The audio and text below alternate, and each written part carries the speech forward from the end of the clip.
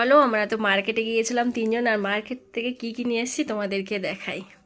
অনেক কিছু। হ্যাঁ, অনেক কিছু নিয়ে এসেছি। তো এখানে এই যে উচ্ছে আছে, দাঁড়াও আমি দেখাচ্ছি এক এক করে।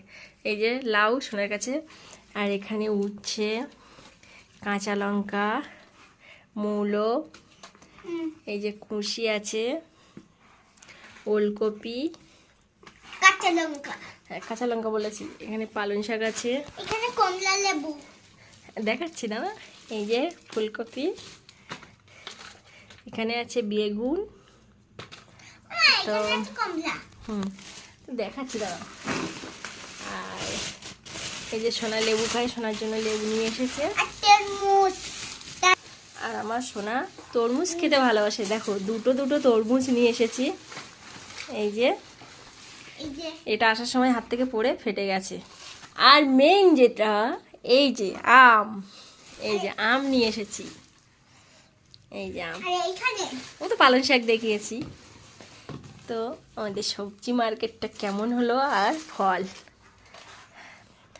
হ্যাঁ। আর এখানে এই যে ঠাকুরের জন্য নিয়েছি নকুনদানা।